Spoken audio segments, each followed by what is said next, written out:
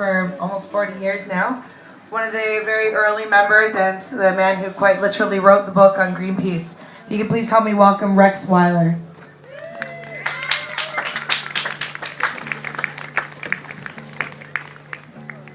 All right. It's my pleasure and honor to be able to introduce Kumi Naidu, who's the current executive director of Greenpeace. I just want to remind us all that we are on unceded Coast Salish territory. Let us not forget. And the Musqueam, the Squamish, and the Tsleil-Waututh have lived here for thousands of years, and this was their land, and this was their territory. And the Tsleil-Waututh, who were the people of the inlet, the people of this inlet, they lived on this inlet. They took their meals from this inlet. As they used to say, when the tide goes out, the dinner is set. They fed themselves off this inlet for generations. And as they can tell you now, it's no longer possible for them to go out and eat out of this inlet. And so restoring this inlet is part of our long-term goal. I did want to mention that in the 1970s, when the first whale campaign left, we left from this pier right over here at Jericho Beach in April of 1975. Went out and found the Russian whaling fleet. And the following year, in 1976, when we had two vessels, we had the original Greenpeace vessel, the Phyllis Cormac, and we had a faster boat, the James Bay. We had both those boats at the dock out here, and it was at that time we were beginning to talk about the concept of the Rainbow Warrior. I don't know how many of you know that story of the Warriors of the Rainbow.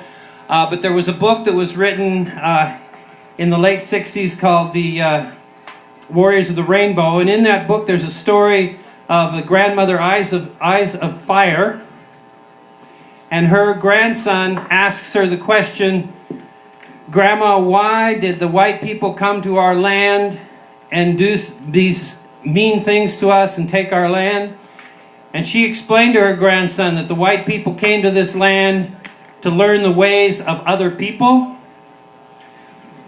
and that to learn the spiritual path that they would learn here on this land.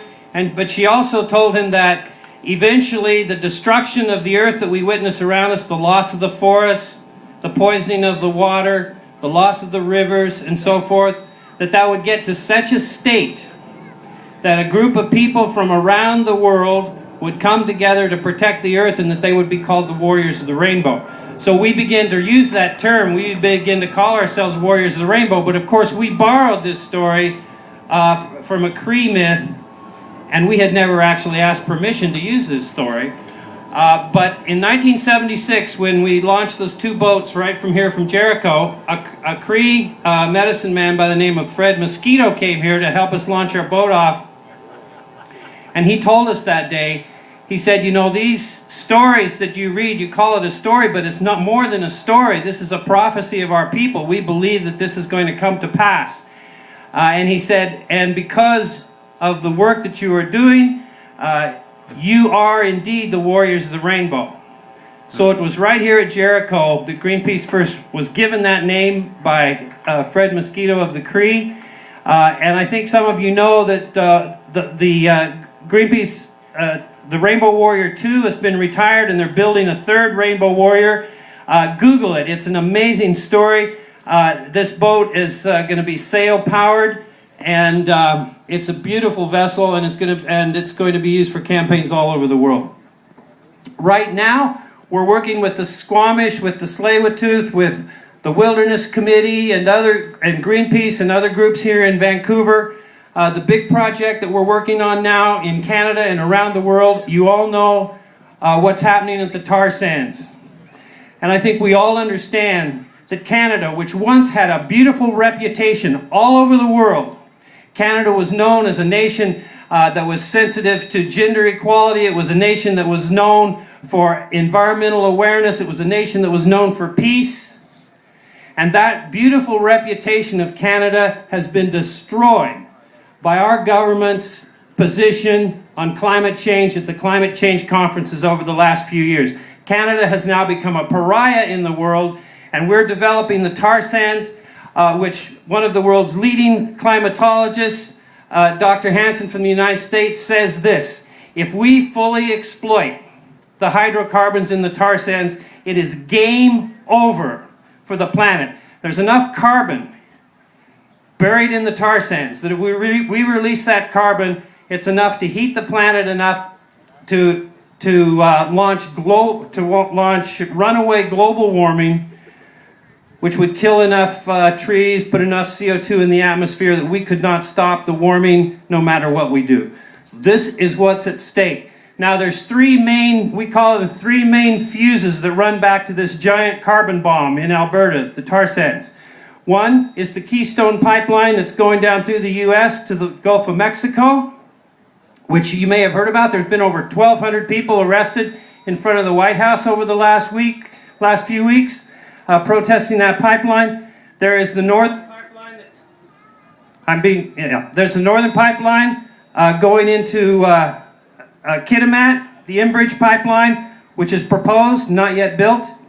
And then there is the pipeline that runs over the Rocky Mountains from Alberta right here to Vancouver to Westridge Terminal in Burnaby. And last year, 71 large super tankers, oil tankers, were carrying tar sands crude oil through Vancouver. They are trying to turn our city, Vancouver, into the tar sands shipping port. And I'm here to tell you today, with the support of the Indigenous people, Wilderness Committee, Greenpeace, and the citizens of Vancouver, this will not happen. You hear that?